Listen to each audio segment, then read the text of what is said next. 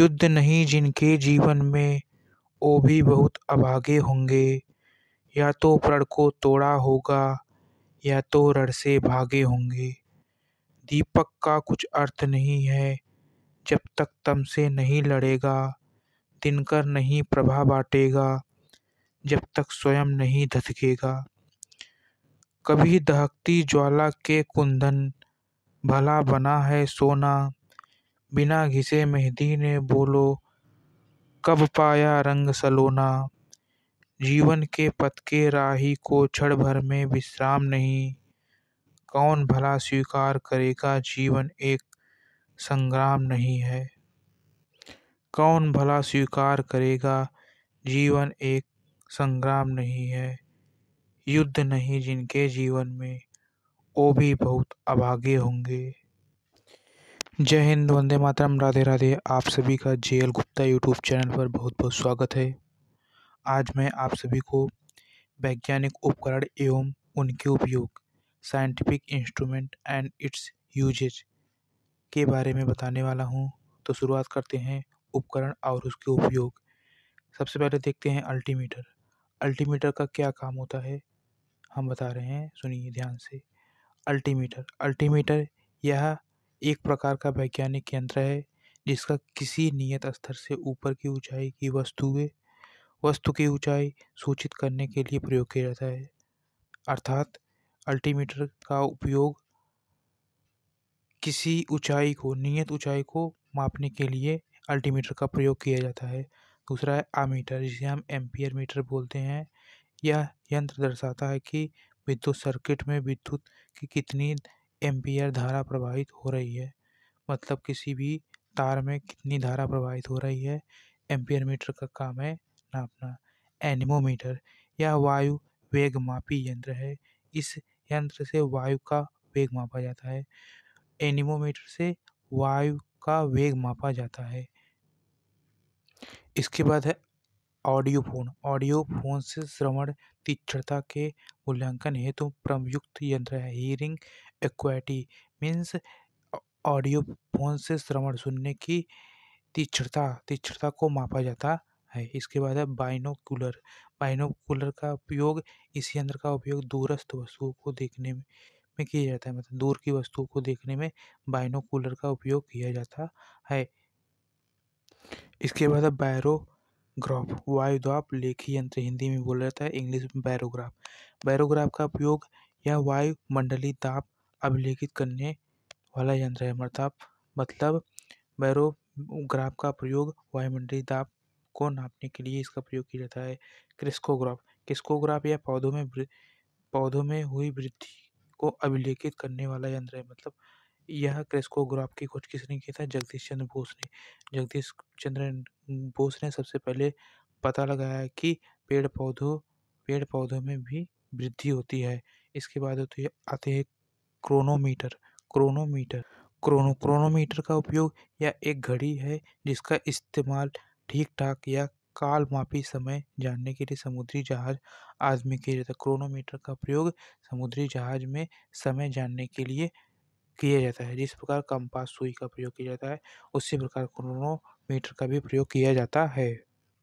इसके बाद callipers. Callipers से यह वस्तु के दो विपरीत सिरों के बीच की दूरी या आंतरिक या बाह्य व्यास मापने हेतु प्रयुक्त होती है। यह कैलिपर्स का उपयोग किस लिए होता है? दो विपरीत सिरों के बीच दूरी मापने हेतु प्रयुक्त होता है कैलिपर्स। इसके बाद होता है क्या, आता है डीप सर्किल। डीप सर्किल का प्रयोग इस यंत्र के सहारे किसी स्थान के नतिकोण का मान ज्ञात किया जाता है। नतिकोण का मान ज्ञात किया जाता है। डायनमो क्या है? डायनमो या आंतरिक ऊर्जा को विद्युत ऊर्जा में परिवर्तित करता है। डायनमो विद्युत यांत्रिक ऊर्जा को विद्युत ऊर्जा में परिवर्तित करता है। ओडोमीटर। ओडोमीटर का उपयोग यह एक ऐसा यंत्र है जो गाड़ी द्वारा तय की गई दूरी अभिलेखित करता है। ओडोमीटर का उपयोग गाड़ी की दूरी मापने में किसका प्रयोग किया जाता है? ओडोमीटर। पेरिस्कोप यह एक ऐसा यंत्र है जिसका किसी दृश्य रेखा से परे या परोक्ष वस्तु को देखने हेतु उपयोग होता है। पेरिस्कोप का उपयोग किसी दृश्य या दृश्य से परे या परोक्ष किसी भी वस्तु को देखने में, मतलब किसी दूर की वस्तु को देखने में पेरिस्कोप का प्रयोग किया जाता है। फोटोमीटर या प्रकाश मापी इस यंत्र के द्वारा दीप्ति शक्ति मापी जाती है, प्रकाश की शक्ति मापी जाती है। इसके बाद है पायरोमीटर। पायरोमीटर इस यंत्र का के द्वारा अत्यंत उच्च ताप मापा जाता है। अत्यंत उच्च ताप मापा जाता है पायरोमीटर के द्वारा। यह विकिरण द्वारा निःसृत ऊर्जा रेडिएंट फ्लक्स को मापने का यंत्र है। रेडियोमीटर। रेडियोमीटर के द्वारा निःसृत ऊर्जा क्या रेडिएंट फ्लक्स को मापने का यंत्र रेडियोमीटर है। इसके बाद सीस्मोमीटर। यह भूकंप के झटके की तीव्रता को दर्शाता है। सीस्मोमीटर भूकंप के झटके की तीव्रता को दर्शाता है। इसके बाद है सेक्सटेंट। सेक्सटेंट यह दो वस्तुओं के बीच कोणीय दूरी का मापन करने वाला उपकरण है। इसका उपयोग खगोलीय पिंडों की ऊंचाई का पता लगाने में किया जाता है। समझ में आया? सेक्सटेंट क्या है? दो पिंडों की ऊंचाई का पता लगाने में इसका उपयोग किया जाता है। इसके बाद है स्फेग्नोमीटर। स्फेग्नोमीटर इस यंत्र के द्वारा धमनी के रक्तदाब का मापन करने के लिए किया जाता है। इसका उपयोग धमनी में रक्तदाब को मापने के लिए स्फेग्नोमीटर का प्रयोग किया जाता है। स्टेथोस्कोप। स्टेथोस्कोप का उपयोग हृदय और फेफड़े की गति सुनने में इस यंत्र का उपयोग किया जाता है। इसे हम सब आला बोलते हैं, जो डॉक्टर के द्वारा उपयोग किया जाता है, स्टेथोस्कोप।